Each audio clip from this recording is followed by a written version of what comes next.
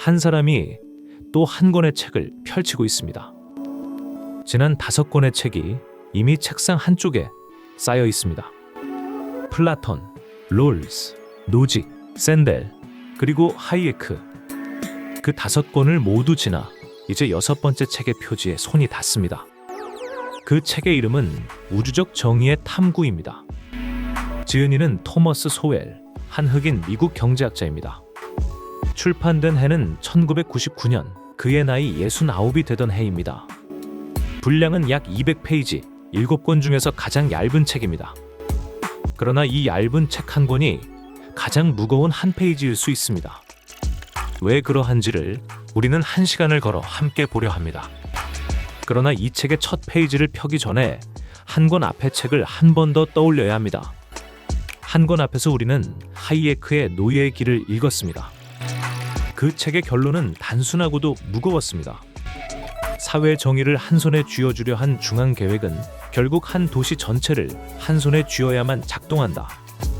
그 한 손이 누구의 손이든 그 한 손이 닿는 곳마다 자유가 줄어든다. 하이에크는 그것을 한 권 안에서 보여주었습니다. 그러나 하이에크의 책에는 한 가지 답하지 못한 질문이 남아 있었습니다. 왜 그것을 알면서도 사람들은 계속 그 길을 손에 들려 하는가?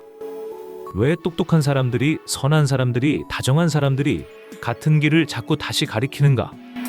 이 질문은 하이에크의 책이 다 묻고 다 답하지 못한 채 남겨둔 한 자리였습니다. 그 한 자리를 한 사람이 이어받습니다. 그 사람의 이름이 토머스 소웰입니다. 그가 답하는 자리는 경제학이 아니라 사람의 마음입니다. 왜 사람이 선한 의도를 가지고 위험한 길을 골라드는지에 대한 마음의 풍경입니다. 그 마음의 풍경의 한가운데에 한 단어가 서 있습니다. 그 단어가 우주적 정의입니다. 지금부터 우리는 그 한 단어가 무엇인지를 천천히 따라가려 합니다. 그 단어를 끝까지 따라가면 한 권의 책이 끝나고 그 너머에서 7번째 책이 우리를 기다리고 있습니다. 그러나 그 너머는 아직 이 책 다음의 일입니다. 오늘은 먼저 이 책이 태어난 자리를 함께 걸어보아야 합니다. 장면은 1999년의 미국입니다. 한 세기가 저물어가는 자리, 클린턴 대통령의 2번째 임기가 막바지로 가고 있던 해입니다. 미국 사회는 그 해 한 단어 위에서 다시 한번 갈라지고 있었습니다. 그 단어는 인종 그리고 평등이었습니다. 적극적 우대 정책이라는 이름의 한 제도가 대법원의 문턱 앞에 와 있었습니다. 복지 개혁이라는 이름의 또 다른 제도가 막 통과된 직후였습니다. 결과의 평등은 어디까지 손을 뻗어야 하는가? 기회의 평등으로 충분한가? 이 질문이 거리와 신문과 대학과 의회를 한꺼번에 흔들고 있었습니다. 그 한가운데로 한 노학자가 한 권의 책을 들고 걸어 들어옵니다. 그가 토머스 소웰, 그해 69이었습니다. 그는 그 책을 격앙된 손이 아니라 매우 가만한 손으로 내려놓습니다. 그는 한 시대를 격렬하게 논쟁하는 사람이 아니라 한 시대를 오래 들여다본 사람이었습니다. 그가 들여다본 자리는 자기 자신이 살아온 자리이기도 했습니다. 이 점이 이 책을 다른 어떤 책과도 다르게 합니다. 이 책은 멀리서 누군가의 인생을 평한 책이 아닙니다. 이 책은 자기 안에서 한평생을 살아본 사람이 그 안의 한 결을 끝까지 따라간 책입니다. 그래서 이 책의 한 줄 한 줄에는 책상 위의 무게가 아니라 한 사람의 무게가 실립니다. 그 한 사람의 무게가 얼마나 되는지를 우리는 먼저 짚어야 합니다. 그래서 잠깐 그의 이른 해를 함께 걸어보겠습니다. 장면은 다시 거슬러 올라갑니다. 1930년. 그해 미국 노스캐롤라이나의 한 작은 마을에서 한 흑인 아이가 태어납니다. 대공황의 첫 해 인종분리법이 한 도시의 모든 입구에 못 박혀있던 시대였습니다. 그 아이가 태어나기 전에 아버지는 이미 세상을 떠난 뒤였습니다. 어머니는 가난한 한 흑인 가정부였습니다. 그녀는 그 아이를 친척의 손에 맡깁니다. 그 친척 가정이 그 아이의 평생의 부모가 됩니다. 이것이 소웰이라는 사람의 첫 한 페이지입니다. 9살이 되던 해 그 가족이 짐을 싸 도시로 옮겨갑니다. 남부에서 북부로, 노스캐롤라이나에서 뉴욕으로. 그들이 도착한 자리가 할렘이었습니다. 1930년대 후반의 할렘, 그곳은 한 시대의 가장 거친 한 모서리였습니다. 그러나 그 모서리는 한 가지를 그 아이에게 가르쳐줍니다. 가난한 흑인 동네에도 그 안에 자기 자리를 만들어내는 한 사람들이 있다는 것을. 가게를 차린 사람, 신문을 만든 사람, 학교를 세운 사람, 교회를 지킨 사람. 어린 소웰은 그 사람들을 매일 보며 자랍니다. 그 풍경이 나중에 그의 한 권의 책 안으로 다시 걸어 들어옵니다. 그는 머리가 좋은 아이였습니다. 학교의 한 선생님이 그것을 알아봅니다. 그래서 그는 뉴욕의 명문 공립고에 추천을 받습니다. 그러나 가난한 가정의 사정이 더는 그것을 허락하지 않았습니다. 그는 17에 고등학교를 자퇴합니다. 한 자리에서 한 책상이 닫힙니다. 그러나 그가 다음으로 옮겨간 자리는 책상이 아니라 거리였습니다. 전보를 나르는 일, 사진관의 자빌, 작은 가게의 점원. 그 거리에서 그는 책에 없는 한 가지를 배웁니다. 사람의 노동이 한 푼의 임금으로 바뀌는 그 자리의 무게를. 이 무게는 나중에 그의 모든 책의 바닥에 깔립니다. 20살이 되던 해 한국전쟁이 일어납니다.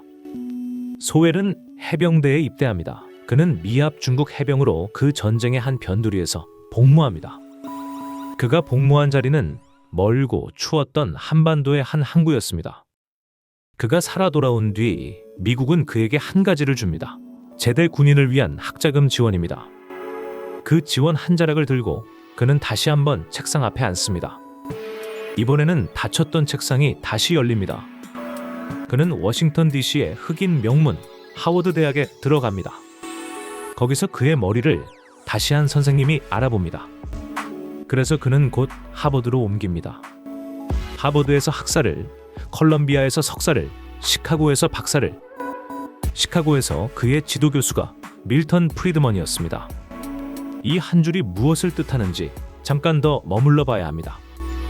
프리드먼은 그 시대 시장 경제학의 한 모서리였습니다. 그러나 시카고에 들어오던 그 무렵의 청년 소웰은 시장주의자가 아니었습니다. 오히려 그는 마르크스주의에 가까운 청년이었습니다.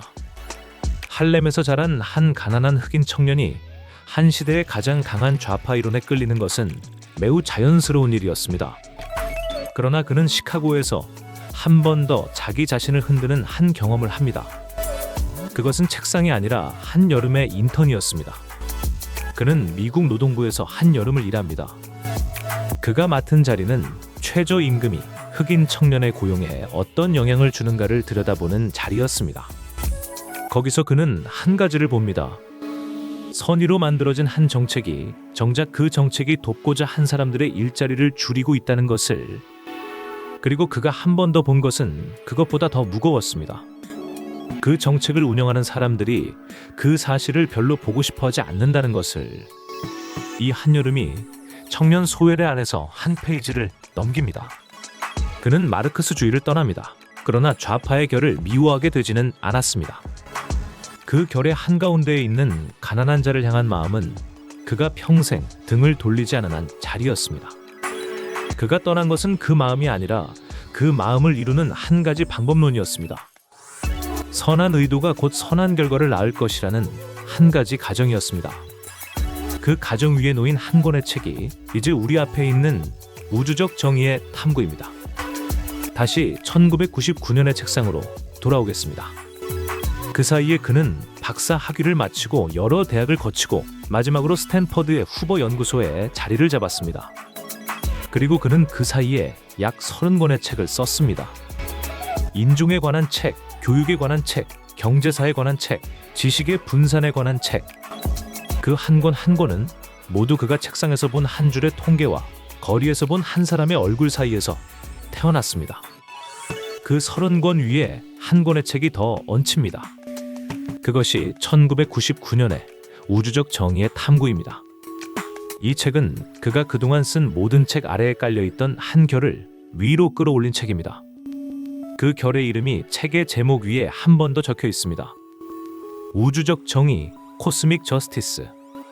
이 두 단어가 무엇을 뜻하는지부터 우리는 이 책의 첫 호흡으로 들어가야 합니다. 이 책을 펴면 첫 장은 한 가지 구별로 시작합니다. 두 종류의 정의가 있다는 구별입니다. 그러면 이 책의 첫 페이지를 함께 펴봅니다. 소웰은 책의 첫 문단에서 한 가지 구별을 천천히 내려놓습니다. 두 종류의 정의가 있다는 것입니다. 하나는 전통적 정의입니다. 다른 하나는 우주적 정의입니다. 그는 이 두 정의가 같은 단어로 불리지만 같은 자리가 아니라고 말합니다. 전통적 정의는 이 한 가지를 묻는 자리입니다. 이 사람에게 같은 규칙이 같은 손으로 같은 무게로 적용되었는가? 한 사람이 어떤 계약을 맺었다면 그 계약은 그에게도 다른 사람에게도 같은 규칙으로 다뤄졌는가? 한 사람이 어떤 죄로 법정에 섰다면 그 법정은 다른 누가 같은 죄로 섰을 때와 같은 잣대로 그를 판단했는가? 전통적 정의는 이 한 자리에서 답이 나오는 정의입니다. 그리고 이 정의는 사람이 줄 수 있는 정의입니다. 한 명의 판사가, 한 명의 배심원이, 한 명의 시장이, 한 명의 공무원이 이 정의를 한 자리에서 줄 수 있습니다. 물론 그것이 쉽다는 뜻은 아닙니다. 같은 규칙을 같은 손으로 적용하는 일도 사람이 잘 못합니다. 그러나 그 일은 적어도 사람의 손이 닿을 수 있는 자리입니다. 그래서 소웰은 이 정의에 사람이 줄 수 있는 정의라는 이름을 붙입니다. 그렇다면 우주적 정의는 무엇입니까? 소웰은 이렇게 말합니다. 우주적 정의는 한 사람의 출발선부터 다시 묻는 정의입니다. 이 사람이 이 자리에 서기까지의 모든 역사가 공정했는가? 그가 태어난 가정, 그가 태어난 동네, 그가 태어난 시대, 그가 태어난 나라, 그가 속한 인종, 그가 속한 계급, 그가 속한 성별, 그 모두가 그에게 공정한 출발선을 주었는가? 그렇지 않다면 그가 지금 가진 것은 정말로 그가 가진 것이라 부를 수 있는가? 이 질문이 우주적 정의의 질문입니다. 이 질문은 한 사람의 인생을 묻는 데에서 그치지 않습니다. 이 질문은 한 집단 전체의 역사를 묻습니다. 한 인종이, 한 민족이, 한 계급이 수백 년에 걸쳐 받아온 모든 불의를 함께 묻는 질문입니다. 그 모든 불의를 한 자리에서 다시 바르게 펴자는 마음입니다. 소웰은 이 마음을 결코 작게 보지 않습니다. 그 마음은 거대합니다. 그리고 옳습니다. 역사 속의 불의는 실제로 있었습니다. 노예선의 어둠은 실제 어둠이었습니다. 분리학교의 굴욕은 실제 굴욕이었습니다. 한 세대가 다른 세대를 향해 닫아놓은 모든 문은 실제 문이었습니다. 그 모든 문을 누가 한 번에 다시 열 수 있다면 우리는 그 손에 모든 것을 맡기고 싶을 것입니다. 그러나 소웰은 바로 그 자리에서 한 번 멈춥니다. 그가 묻는 것은 그 마음의 오름이 아닙니다. 그가 묻는 것은 그 마음이 가리키는 한 손이 정말로 그 일을 할 수 있는 손인가입니다. 역사 전체를 다시 펴는 일을 사람의 손이 할 수 있는가? 한 세대 전, 두 세대 전, 10세대 전의 불의를 어떤 정부가, 어떤 정책이, 어떤 입법이 한 번에 펼 수 있는가? 소웰의 답은 매우 조용합니다. 그러나 매우 분명합니다. 사람의 손은 그 일을 할 수 없다. 이 한 줄에 그는 책 한 권 분량의 무게를 싣습니다. 왜냐하면 그 일은 한 사람의 손이 아니라 신의 손이 할 수 있는 일이기 때문입니다. 그래서 그는 이 정의에 한 이름을 붙입니다. 우주의 정의, 코스믹 저스티스. 이 이름이 우리에게 한 가지를 알려줍니다. 이 정의는 사람의 자리가 아니라 우주의 자리에 있다. 그러므로 사람이 이 정의를 자기 손으로 가지려 할 때 한 가지 일이 일어납니다. 그 손이 사람의 손보다 커지려 합니다. 그리고 사람의 손이 사람의 손보다 커지려 할 때 그 손은 한 권 전의 책이 말한 길로 다시 들어섭니다. 그 길의 이름이 노예의 길이었습니다. 법정의 정의는 사람이 줄 수 있다. 우주의 정의는 사람이 줄 수 없다.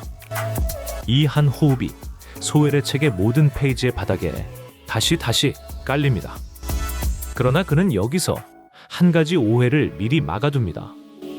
그가 사람의 손이 그 일을 할 수 없다고 말하는 것은 역사 속의 불의를 부정하기 위해서가 아닙니다. 그는 노예제가 있었다는 것을 부정하지 않습니다.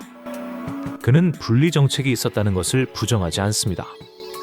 그는 흑인 가정이 한 세기 동안 한 손에 한 손씩 모은 작은 자산을 한 폭동의 한밤에 모두 잃었다는 사실도 부정하지 않습니다. 그는 한 가지를 부정합니다. 사람의 손이 그 모든 일을 한 손으로 다시 펼 수 있다는 가정 한 가지입니다. 그가 부정하는 것은 불의의 사실이 아니라 그 불의를 우리 손으로 한 번에 다시 펴려는 시도의 가능성입니다. 그리고 그는 한 가지를 더 말합니다. 그 시도가 한 번에 펴지지 않을 뿐만 아니라 그 시도 자체가 그 손이 닿는 사람들에게 또 다른 상처를 남긴다는 것을, 이 한 줄이 이 책의 본격적인 본론입니다. 그 본론을 위해 그는 자기의 한 앞선 책의 한 개념을 다시 끌어옵니다. 1987년에 그가 쓴 비전의 충돌이라는 한 권입니다. 그 책에서 그는 한 가지를 보았습니다. 정치와 정의에 대한 모든 큰 다툼의 바닥에는 두 가지 큰 비전이 있다는 것. 그 두 비전은 우파와 좌파의 갈라짐이 아닙니다. 그 두 비전은 우파와 좌파의 갈라짐보다 한층 더 아래에 깔려있는 사람을 보는 두 가지 방식입니다. 그 두 비전의 이름이 제약적 비전과 무제약적 비전입니다. 한 호흡, 가만히 이 두 단어 위에 머물러 봅니다. 왜냐하면 이 책의 다음 한 시간이 이 두 단어 위에서 한 발 한 발 걸어가기 때문입니다. 먼저 제약적 비전입니다. 이 비전을 가진 사람의 마음 안에는 한 가지 무거운 전제가 깔려 있습니다. 사람의 본성은 정해진 한계 안에 있다는 전제입니다. 사람은 그 자체로 어느 정도까지 어둡습니다. 사람은 그 자체로 어느 정도까지 이기적입니다.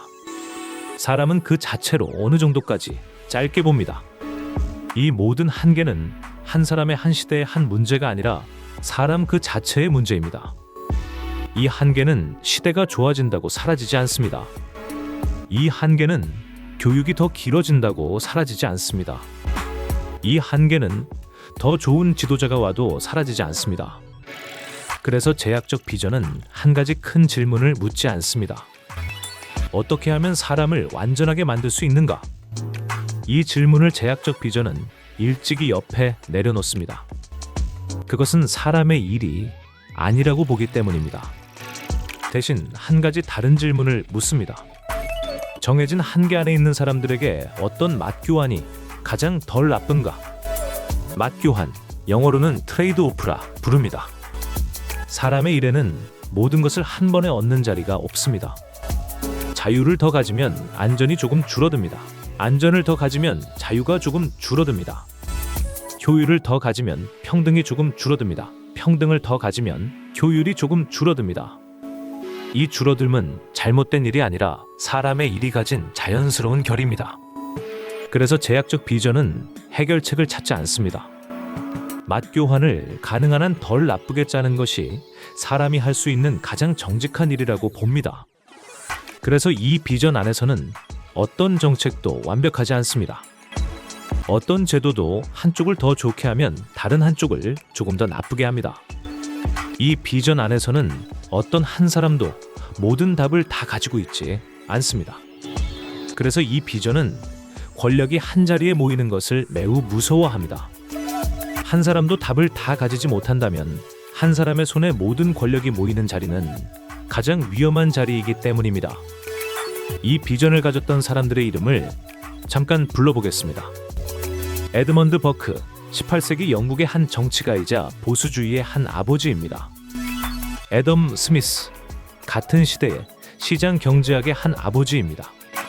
프리드리히 하이에크, 한 권 전의 우리의 저자이며 20세기 자유주의의 한 모서리입니다. 그리고 미국 건국의 아버지들 메디슨, 해밀턴, 애덤스가 그 자리에 섭니다. 이들은 매우 다른 시대를 살았고 매우 다른 정치적 색을 가졌습니다. 그러나 이들의 마음바닥에는 한 가지 같은 결이 있었습니다. 사람은 정해진 한계 안에 있다. 그래서 우리의 제도는 그 한계를 견디게 만들어져야 한다. 라는 결. 그래서 이들의 제도는 한 가지 공통점을 가집니다. 권력을 나누어 놓습니다.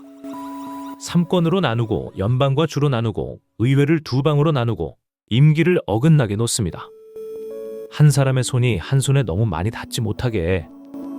그것이 가장 좋은 손이라 할지라도 이 비전 안에서는 가장 좋은 손도 한 사람의 손이기 때문에 결국 한 사람의 한계 안에 있습니다.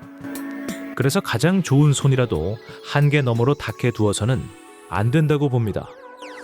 이것이 제약적 비전의 한 호흡입니다. 이제 다른 비전을 봐야 합니다. 무제약적 비전입니다. 이 비전을 가진 사람의 마음 안에는 한 가지 다른 전제가 깔려 있습니다. 사람의 본성은 다시 빚을 수 있다는 전제입니다. 사람이 어두운 것은 사람 그 자체의 문제가 아니라 사람을 어둡게 만든 사회의 문제입니다. 사회가 바르게 짜이면 사람도 바르게 다시 빚어질 수 있습니다. 사람의 본성은 한계가 아니라 가능성입니다. 충분히 좋은 환경이 주어지면 사람의 어둠은 옅어집니다. 충분히 좋은 교육이 주어지면 사람의 어리석음도 옅어집니다. 충분히 좋은 제도가 주어지면 사람의 이기심도 옅어집니다. 그러면 한 가지 큰 질문이 다시 열립니다. 어떻게 하면 사람을 완전하게 만들 수 있는가? 제약적 비전이 옆에 내려놓았던 그 질문을 무제약적 비전은 한가운데로 다시 끌어옵니다. 그리고 이 질문에 답을 시도합니다. 그 답은 한 가지 모양으로 옵니다. 올바른 사람들이 올바른 자리에서 올바른 계획을 적용하면 사회는 더 좋은 모양으로 다시 빚어질 수 있다. 이 한 줄이 무제약적 비전의 심장입니다. 이 한 줄 안에 한 가지 세 단어가 들어 있습니다. 올바른 사람들, 올바른 자리, 올바른 계획. 이 세 단어가 한 자리에 모일 때 사회는 다시 빚어질 수 있다는 것입니다. 이 비전을 가졌던 사람들의 이름도 잠깐 불러보겠습니다. 장자크 루소, 18세기 프랑스의 사상가이자 사회 계약론의 한 아버지입니다. 콩도르세, 같은 시대에 진보의 무한 가능성을 믿었던 한 수학자이자 정치가입니다. 그리고 프랑스 혁명의 사람들 로베스피에르와 그 친구들이 그 자리에 섭니다. 이들도 매우 다른 사람들이었지만 마음바닥에는 한 가지 같은 결이 있었습니다. 사람은 다시 빚을 수 있다. 그래서 우리의 제도는 사람을 다시 빚어내야 한다라는 결. 그래서 이들의 제도도 한 가지 공통점을 가집니다. 권력을 한 자리에 모읍니다. 왜냐하면 사람을 다시 빚어내려면 그 일을 할 수 있는 손이 충분히 커야 하기 때문입니다. 분산된 작은 손들로는 한 사회 전체를 다시 빚을 수 없습니다. 그래서 이 비전은 권력의 집중을 두려워하지 않습니다. 다만 한 가지를 두려워합니다. 그 집중된 권력이 잘못된 손에 들어가는 것. 그래서 이 비전은 한 가지 일에 매우 큰 정성을 쏟습니다. 올바른 사람을 그 손이 잡고 있어야 한다는 일. 그래서 이 비전 안에서는 누가 권력을 잡는가가 매우 큰 문제가 됩니다. 그 자리에 어떤 사람이 더 똑똑하고 더 선하고 더 깨끗한 사람을 앉히려고 매우 큰 노력을 합니다.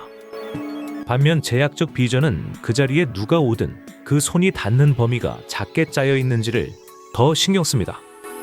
한쪽은 사람을 잘 뽑는 일에 신경 쓰고 다른 한쪽은 사람을 잘 가두는 일에 신경 씁니다. 이 두 결의 차이가 모든 정치 다툼의 바닥에 깔려 있다고 소웰은 말합니다. 이 두 비전을 들고 같은 한 가지 사회 문제 앞에 서면 두 사람이 매우 다른 답을 냅니다. 가난을 예로 들어봅니다. 제약적 비전 안에서 가난은 사람이라는 존재가 가진 한 자연스러운 결이 한 모습입니다.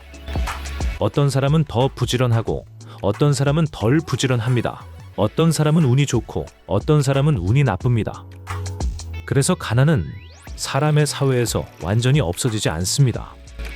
다만 그 가난이 굶어 죽음으로 가지 않게 막는 것이 사람이 할 수 있는 자리입니다. 반면 무제약적 비전 안에서 가난은 사람의 결이 아니라 사회의 결입니다.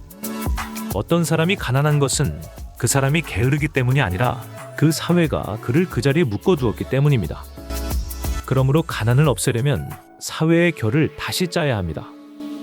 그리고 그 일이 사람의 손으로 할 수 있는 일이라고 봅니다.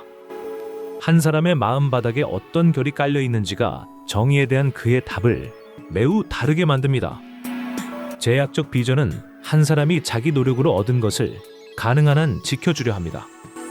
그것을 다시 빼앗는 손이 한 사회 전체의 손이 난 그 그 손은 위험하기 때문입니다. 무제약적 비전은 한 사람이 자기 노력으로 얻은 것이라도 그 시작이 공정하지 않았다면 다시 펴려 합니다. 그것을 다시 펴는 손이 한 사회 전체의 손이어야 한다고 봅니다. 두 비전은 같은 정의라는 단어를 들고 서로 정반대의 손을 가리킵니다. 한쪽의 정의는 작은 손이 닿는 자리에 머무는 일입니다. 다른 한쪽의 정의는 큰 손이 닿는 자리까지 가는 일입니다. 그래서 같은 단어를 들고도 두 사람은 같은 자리에 함께 서지 못합니다. 소웰이 보기에 우주적 정의는 이 두 비전 중 무제약적 비전을 가장 멀리까지 밀고 간 자리입니다. 왜냐하면 우주적 정의는 한 사람의 인생만이 아니라 한 집단의 역사 전체를 다시 빚으려 하기 때문입니다. 한 사회를 다시 빚는 데에도 매우 큰 손이 필요합니다.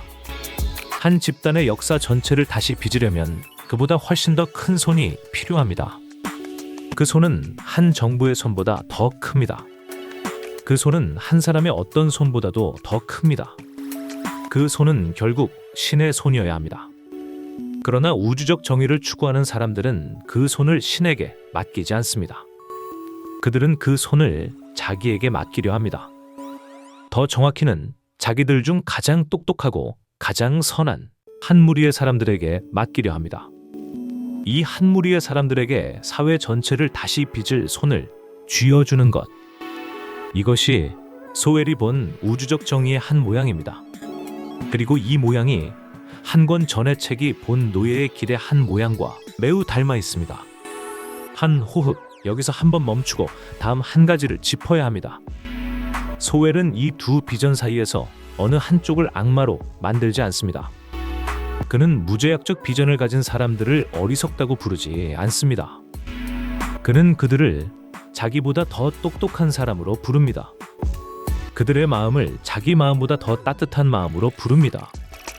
그가 그들과 다투는 자리는 마음이 아니라 손의 자리입니다. 그 마음으로 가리키는 그 손이 정말로 그 일을 할 수 있는 손인가라는 자리입니다. 그 손이 그 일을 하려고 손을 뻗을 때 그 사이에 깔려있는 보통의 사람들에게 무엇이 일어나는가라는 자리입니다. 이 자리가 이 책의 다음 한 호흡입니다. 그 다음 한 호흡은 한 가지를 묻습니다. 그렇다면 왜 그렇게 많은 선한 사람들이 이 무제약적 비전을 손에 들려 하는가? 이 질문은 비웃음으로 묻는 질문이 아닙니다. 이 질문은 한 사람의 마음 안에 있는 한 따뜻한 결을 가만히 들여다보는 질문입니다. 그래서 소웰은 이 질문 앞에서 매우 천천히 말합니다. 왜냐하면 그 마음은 매우 옳기 때문입니다. 역사 속의 한 사람이 자기 잘못이 아닌 자리에서 한 평생 굴욕 안에 살아야 했다면 그 굴욕을 다시 펴주고 싶은 마음은 사람의 마음 안에 있어야 할 마음입니다. 그 마음이 없는 사람을 우리는 매우 차가운 사람이라 부릅니다. 그래서 우주적 정의를 갈망하는 마음은 차가운 마음이 아니라 가장 따뜻한 마음 중에 하나입니다. 소웰은 그 마음을 결코 비웃지 않습니다. 그가 비웃는 자리가 있다면 그것은 마음이 아니라 한 가지 확신입니다. 그 갈망은 옳다.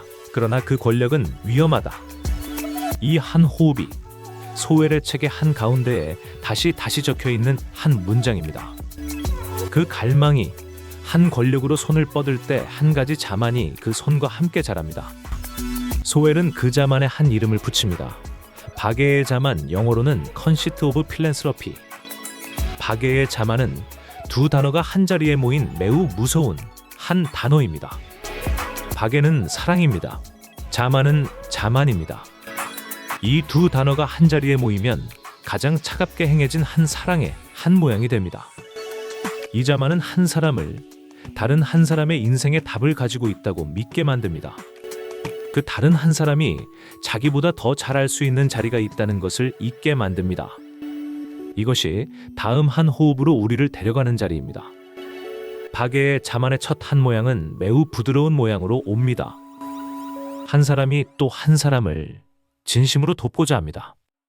그 도움은 누군가의 빈손에 한 줌의 빵을 얹어주는 일에서 시작합니다. 거기까지는 어떤 비전 안에서도 좋은 일입니다. 그러나 그 도움의 마음이 한 자리에서 한 가지 다른 마음으로 옮겨가는 자리가 있습니다. 그 한 줌의 빵으로는 부족하다는 마음, 그 사람의 삶 전체를 내가 더 좋게 만들어주고 싶다는 마음, 그 사람이 사는 동네 전체를 우리가 더 좋게 만들어주고 싶다는 마음, 그 사람이 속한 인종 전체의 역사를 우리가 다시 펴주고 싶다는 마음. 이 마음은 한 자리에서 한 자리로 매우 부드럽게 미끄러집니다. 그 미끄러짐의 자리들에는 어느 한 자리에도 잘못된 결이 없어 보입니다. 그러나 그 미끄러짐의 마지막 자리에서 한 사람의 손은 매우 큰 자리에 가 있습니다. 그 자리에서 그 손은 자기가 돕고자 했던 사람의 삶의 모든 모서리를 자기가 결정할 수 있다고 믿게 됩니다. 여기서 박애가 자만으로 한 자리 미끄러진 자국이 보입니다. 이 미끄러짐은 한 사람의 마음이 사악해서 일어나는 일이 아닙니다. 이 미끄러짐은 가장 따뜻한 마음이 가장 큰 손을 만나면 자연스럽게 일어나는 일입니다. 그래서 소웰은 이 결을 사람의 한 자연스러운 결로, 그러나 가장 위험한 한 결로 봅니다. 그가 가장 무서워하는 자리는 악한 사람이 권력을 잡는 자리가 아닙니다. 그가 가장 무서워하는 자리는 선한 사람이 자기가 모르는 것이 있을 수 있다는 사실을 잊어버리는 자리입니다. 그래서 그는 이 책에서 한 번 더 도덕적 자기만족이라는 단어를 꺼냅니다. 도덕적 자기만족은 한 가지 자리에서 한 사람을 가장 차갑게 만듭니다. 내가 옳다는 것을 알기 때문에 다른 사람의 자리를 더 들여다볼 필요가 없게 되는 자리입니다. 내가 마음이 따뜻하기 때문에 내가 손을 뻗는 자리의 결과는 더 묻지 않아도 된다고 믿게 되는 자리입니다. 이 자리에서 한 사람의 정책은 결과가 아니라 의도로 측정되기 시작합니다. 이 정책은 누구를 돕고자 했는가가 가장 중요한 질문이 됩니다. 이 정책이 실제로 누구를 도왔는가라는 질문은 한 자리 옆으로 밀립니다. 소웰이 보기에 이것이 우리 시대의 가장 큰 한 자리의 위험입니다. 그래서 그는 이 책의 다음 한 부분에서 매우 구체적인 자리로 내려갑니다. 이론에서 사례로. 그는 세 가지 자리를 한 자리씩 따라 들여다봅니다. 교육 안에서의 한 자리, 가정 안에서의 한 자리, 직장 안에서의 한 자리. 첫 자리, 교육의 자리부터 함께 들어가 봅니다.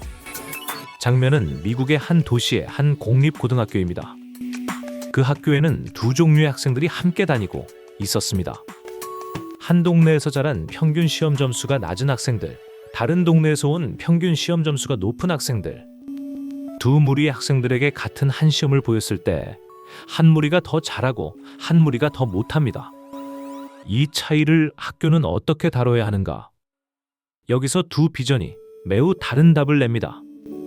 제약적 비전은 두 무리에게 같은 어려운 시험을 한 호흡으로 똑같이 가르치자고 합니다. 출발선이 다르다고 해도 그 어려운 기준 자체를 낮추지 말자는 결입니다. 왜냐하면 그 기준을 낮추는 순간 한 무리의 학생들에게는 그 기준에 닿을 기회 자체가 사라지기 때문입니다. 반면 무제약적 비전은 두 무리의 출발선이 다르기 때문에 한 무리에게는 더 쉬운 시험을 주어야 한다고 봅니다. 그것이 더 따뜻한 마음으로 보입니다. 그래서 학교는 한 무리의 학생들을 더 쉬운 트랙으로 한 자리 따로 떼어 놓습니다. 이것이 영어로 트래킹이라 부르는 자리입니다. 한 동네에서 자란 학생들에게는 한 결의 트랙, 다른 동네에서 온 학생들에게는 다른 결의 트랙. 이 정책은 마음의 자리에서 출발할 때 매우 따뜻해 보입니다. 그러나 그 정책이 한 10년, 한 20년의 자리에 가서 어떻게 되는가를 소웰은 통계로 봅니다. 그가 본 것은 한 가지였습니다. 한 무리의 학생들이 더 쉬운 트랙 안에 머무는 동안에 그들이 결국 한 학년이 다 끝났을 때 더 좋은 자리에 가지 못한다는 것이었습니다. 오히려 더 쉬운 트랙에서 그들의 기대는 한 자리 한 자리 천천히 낮아져 있었습니다. 여기서 소웰은 이 책의 한 가장 무거운 한 줄을 꺼냅니다. 낮춰진 기대는 친절이 아니다. 낮춰진 기대는 가장 정중한 형태의 포기다. 이 한 줄을 한 호흡 가만히 다시 들어보아야 합니다. 한 사람을 더 쉬운 자리에 두는 일은 어떤 마음에서는 친절입니다. 그러나 그 자리가 한평생 그를 더 작은 자리에 묶어두는 자리라면 그 친절은 가장 정중한 형태의 포기입니다. 그를 포기한 사람은 그 사실을 자기 안에서 친절로 부릅니다. 그래서 그는 죄책감 없이 그를 작은 자리에 둘 수 있습니다. 이것이 소웰이 보기에 바게의 자만의 한 가장 차가운 한 모양입니다. 그 자만은 한 사람을 친절한 손으로 영원히 작은 자리에 묶어둡니다. 그리고 그를 묶어두는 그 손은 자기 손목 안쪽에 따뜻한 마음이라는 한 도장을 새겨가지고 있습니다. 그 도장 때문에 자기가 한 사람을 묶고 있다는 사실을 자기 자신에게 끝까지 들키지 않을 수 있습니다. 두 번째 자리, 가정의 자리로 옮겨갑니다. 장면은 미국의 한 큰 도시의 한 가난한 동네입니다. 한 시대 전, 그 동네의 흑인 가정들 중 약 80%는 두 부모가 함께 살고 있었습니다. 한 세대가 지난 뒤 그 비율은 약 20%로 무너졌습니다. 이 한 세대 사이에 무엇이 일어났습니까? 여기서 두 비전이 또 매우 다른 답을 냅니다. 한쪽은 인종차별의 결이 더 깊어졌기 때문이라고 말합니다. 다른 한쪽은 한 가지 다른 자리를 가리킵니다. 그 사이에 한 가지 큰 정책이 들어왔습니다. 결혼하지 않은 한 어머니가 자기 손으로 아이를 키울 수 있도록 매달 일정한 돈을 받게 되는 정책입니다. 이 정책의 마음 그 자체는 누구도 어둡다고 부를 수 없습니다. 한 어머니가 자기 아이를 굶기지 않게 하려는 마음만큼 깨끗한 마음이 어디 있겠습니까? 그러나 그 정책이 한 가지를 한 자리 옆으로 밀어놓았습니다. 남편이 그 가정 안에 있어야 할 자리를. 정책의 결이 결혼하지 않은 어머니에게는 한 손을 내밀고 결혼한 어머니에게는 한 손을 거두는 결이었기 때문입니다. 그래서 한 세대가 지나는 동안 한 자리가 매우 천천히 한 자리씩 바뀌어 갔습니다. 한 동네 전체에서 두 부모가 함께 사는 가정의 비율이 천천히 무너졌습니다. 그리고 그 자리에서 자란 한 세대의 아이들이 다시 그 한 자리에서 자기 아이를 키우게 되었습니다. 한 정책이 한 세대를 그 다음 세대로 그대로 옮겨가게 만든 것입니다. 이 자리에서 소웰은 한 가지를 다시 강조합니다. 이 정책을 만든 사람들은 가난한 가정을 무너뜨리고 싶었던 사람들이 아닙니다. 그들은 가난한 가정을 도우려 한 사람들이었습니다. 그러나 그 도움의 결이 한 자리에서 한 자리로 미끄러지면서 그 도움의 손이 그 가정의 한 기둥을 슬그머니 옮겨 놓았습니다. 이것이 바게의 자만이 가정 안에서 남긴 자국입니다. 세 번째 자리, 직장의 자리로 가겠습니다. 장면은 미국의 한 큰 회사 또는 한 명문 대학의 입학 사정실입니다. 여기에 한 정책이 들어와 있습니다.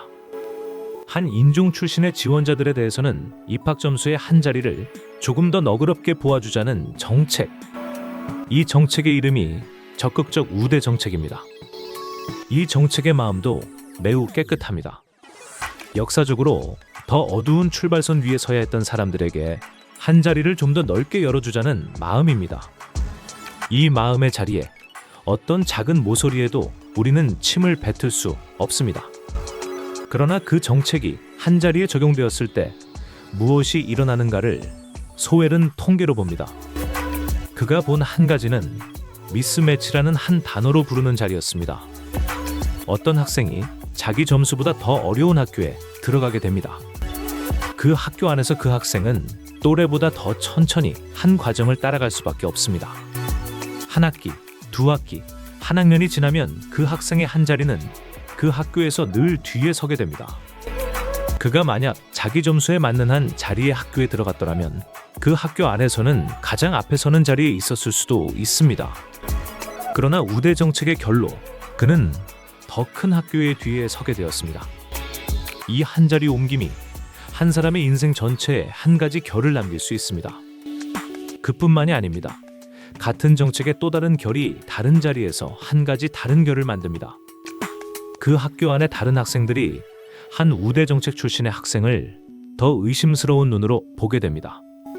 당신은 정말로 여기 있어야 할 사람이 맞느냐라는 의심이 그 한 인종 전체를 따라다니게 됩니다. 그 의심은 우대 정책으로 들어온 사람만이 아니라 자기 실력만으로 들어온 사람에게도 한 자리에 같이 따라붙습니다. 그래서 한 인종 전체가 한 우대 정책의 결로 한 가지 새로운 무게를 떠안게 됩니다. 그 무게의 이름이 의심의 무게입니다. 그리고 또 한 자리, 다른 인종 출신의 한 사람의 자리에도 한 가지가 같이 자랍니다. 내 점수가 그보다 더 높았는데 왜 그가 들어가고 내가 들어가지 못했는가라는 마음. 그 마음은 한 자리에서 한 자리로 미끄러져 결국 그 한 인종 전체에 대한 한 가지 차가운 감정으로 자랍니다. 그 감정의 이름이 시기 또는 분노입니다. 한 정책이 한쪽에는 의심을 남기고 다른 한쪽에는 분노를 남기게 됩니다. 이 의심과 이 분노 사이에서 두 인종은 한 자리에 함께 서 있기가 더 힘들어집니다. 이것이 우대 정책이 정의의 이름으로 의도한 자리의 정반대 자리입니다. 그 정책은 두 인종이 한 자리에서 더 가까이 서기를 원했지만 한 세대가 지난 뒤의 자리에서 두 인종은 더 멀리 서 있게 됩니다.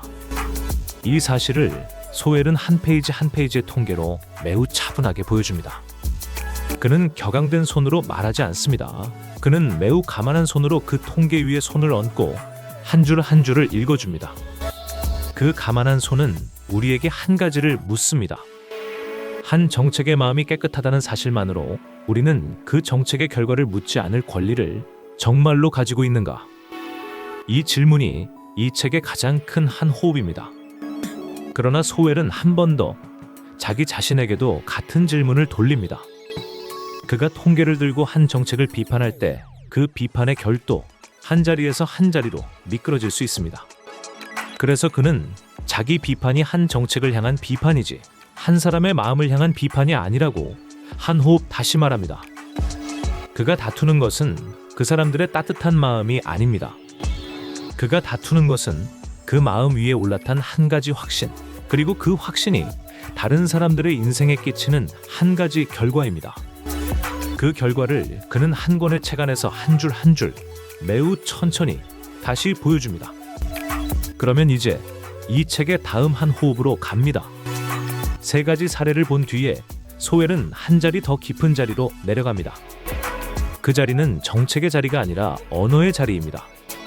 왜냐하면 우주적 정의의 한결이 한 시대의 언어 그 자체를 바꿔가고 있다고 보기 때문입니다.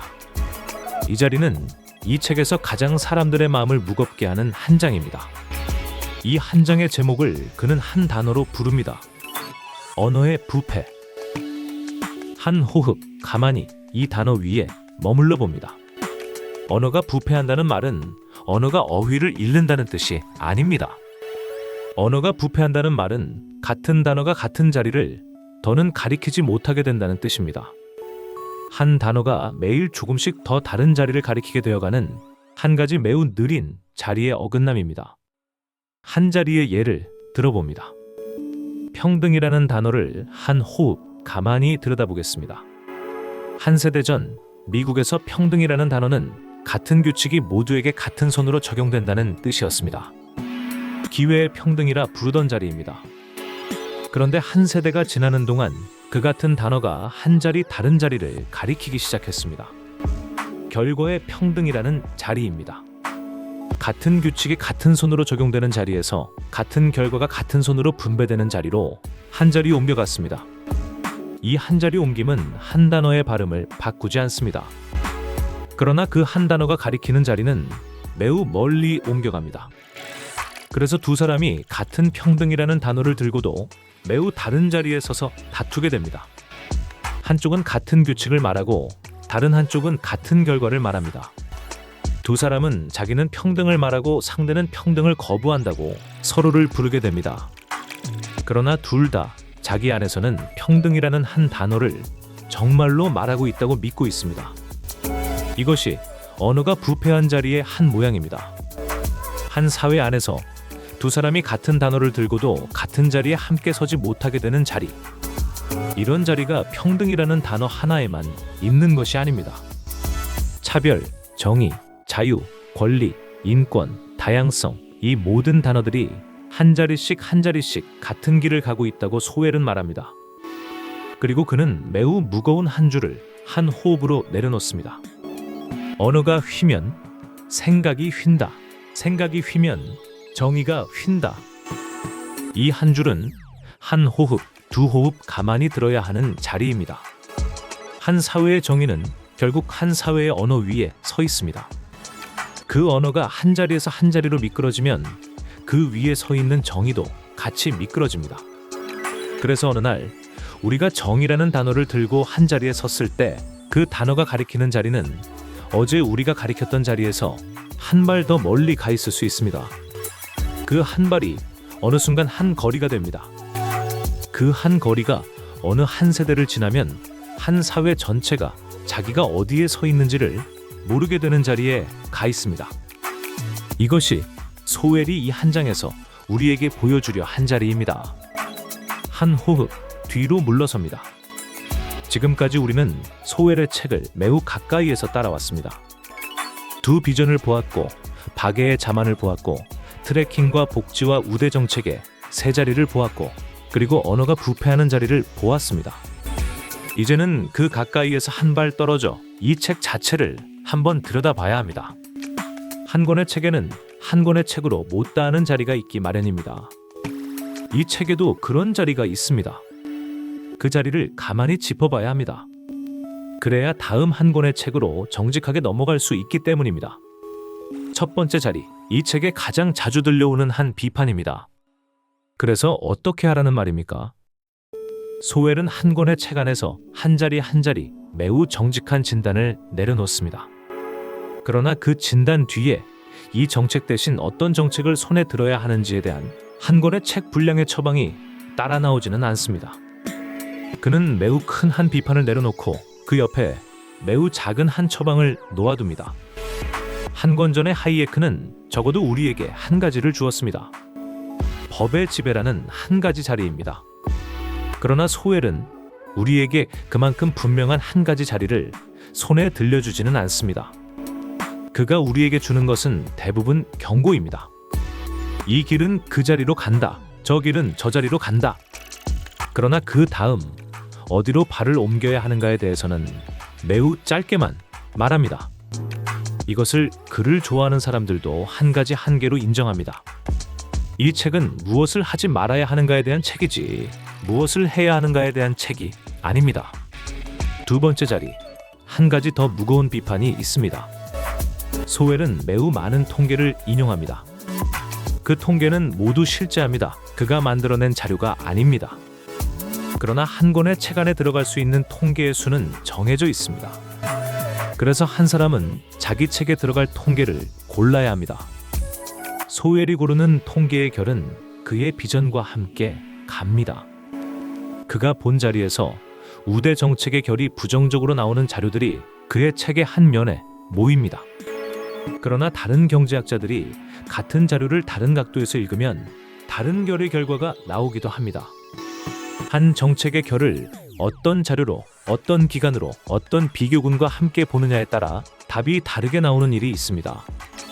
그래서 소웰의 한 줄을 절대적인 한 줄로 들지 않는 한 가지 신중함이 우리 안에 같이 있어야 합니다. 그는 한 사람의 책을 쓴 사람이지 한 시대의 마지막 답을 쥐고 있는 사람이 아닙니다. 그러나 이 신중함을 가진 채로도 우리는 그가 본한 결을 매우 무겁게 들어야 합니다. 그가 본 결이 한 시대를 다 설명하지는 못한다 해도 그 결은 무시되어서도 안 되는 결이기 때문입니다.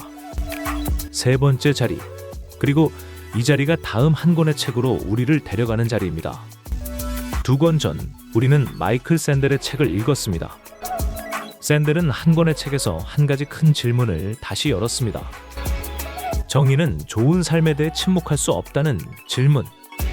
그 질문을 소웰은 자기 책 안에서 한 자리 옆으로 밀어놓습니다.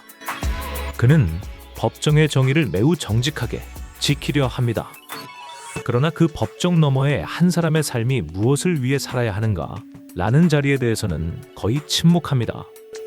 이 침묵이 이 책의 한 가장 깊은 자리의 한 한계입니다. 왜냐하면 사람은 결국 좋은 삶에 대한 한 가지 그림 없이는 자기 자리를 정하지 못하기 때문입니다. 한 사회도 마찬가지입니다. 한 사회는 자기들이 어떤 삶을 함께 살고 싶은지에 대한 한 가지 그림 없이는 한 자리에 함께 서지 못합니다. 소웰은 그 그림을 그리려 하지 않습니다. 그는 그 그림을 그리려는 손이 한 권 안에서 어떻게 무너지는가를 보여줄 뿐입니다. 이것이 그의 책의 정직함이며 동시에 그의 책의 한 큰 빈자리입니다. 그의 책은 사람의 손이 닿을 수 없는 자리를 매우 분명하게 그려줍니다. 그러나 그 한 손이 닿을 수 없는 자리에 그러면 무엇이 있어야 하는가라는 질문에는 매우 조용합니다. 이 조용함은 그를 잘못이라 부르게 하지 않습니다. 한 권의 책은 한 권의 책이 할 수 있는 자리까지만 갑니다. 그가 한 자리까지 우리를 데려와 주었다는 사실만으로도 우리는 그에게 한 가지 큰 감사를 빚지고 있습니다. 다만 그가 데려다준 그 자리 너머에는 한 권의 책이 더 필요하다는 사실을 우리도 함께 인정해야 합니다. 그러면 그 한 권은 어디서 와야 합니까? 이 질문이 우리를 7번째 책으로 데려갑니다. 한 호흡, 책장을 덮고 잠시 멈춰봅니다. 우리가 지금까지 함께 펼쳐본 책이 6권이 되었습니다. 플라톤은 정의가 한 도시의 가장 좋은 자리에 무엇을 닮아야 하는가를 한 권으로 보여주었습니다. 롤스는 우리가 누구로 태어날지 모르는 자리에서 어떤 사회를 골라야 하는가를 한 권으로 보여주었습니다. 노직은 그 사회를 만드는 한 손이 어디까지 다른 사람의 권리에 닿아도 되는가를 한 권으로 보여주었습니다. 샌델은 그 권리 뒤에는 결국 한 공동체의 좋은 삶에 대한 그림이 있어야 한다는 것을 한 권으로 보여주었습니다.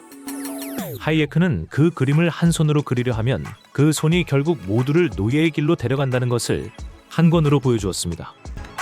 그리고 소웰은 그 손을 다시 손에 들려 하는 한 가장 깊은 마음의 결이 무엇인지, 그리고 그 결이 한 시대의 언어와 가정과 학교와 직장에 무엇을 남기는지를 한 권으로 보여주었습니다.